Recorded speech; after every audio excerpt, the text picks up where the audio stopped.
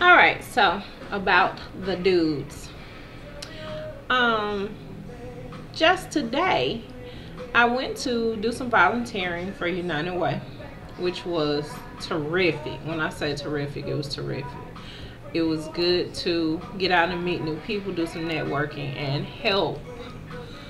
In my area recently, there were terrible tornadoes, and I don't have much as far as finances or goods to give out of my home, but I do have helping hands and a voice that I can use. So I went down to the help call center and spent 4 or 5 hours there, just assisting with the call volume that came in, asking questions about different resources. Every little bit helps.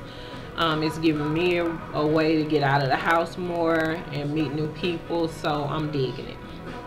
But anyway, as I was coming back home, I decided to make a stop, and at this point I ran into a guy at the store, and you know, quite handsome, charismatic initially. I decided to give him my number. No harm, no foul. If I don't want to talk, I don't have to answer. It's not a house phone, so it's not like he can really look me up. So anyway,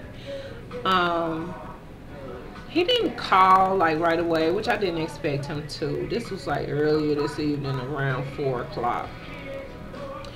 So around midnight, I get a call, and well, no, initially I got a text, "What's up?" So I text back, "Who is this?" So the text says, "Well, how many dudes did you give your number to?" And I text back, "None of your damn business. Who is this?" So I guess he kind of got the gist of it. So he did text back and give me his name, and I was like, "Oh, okay, I remember you from the store," whatever. So he called right after that, and we were in the midst of having a simple conversation, and I asked him, "You know what are you looking for?" So his answer was, "Well, I'm not looking for much of anything." So I was like, okay, well, instantly my attitude kind of changed, because if you're not looking for anything, that means you're looking for something, and I'm not willing to give that something, not instantaneously. I don't know you. So I was like, well, what's on your mind? What's going on? This, that, and the other. He's like, well, damn, you're an inspector or something, huh? I was like, excuse me? He was like, you're asking a lot of questions. I was like, well, you called me, I assume, for us to get to know one another. And yes, I do plan on asking you whatever questions that I have in mind, because that's the purpose of trying to get to know someone. If I don't ask, you probably won't tell. So I don't know, his attitude kind of changed. He was like, well, females, he just out of the blue, females be playing games and this, that, and the other. And I was like, well, how are they playing games? He was like, well, I get their number and then they don't answer. I was like, well, I answered, and we're having a conversation right now, so I'm not understanding where you're even coming from with this.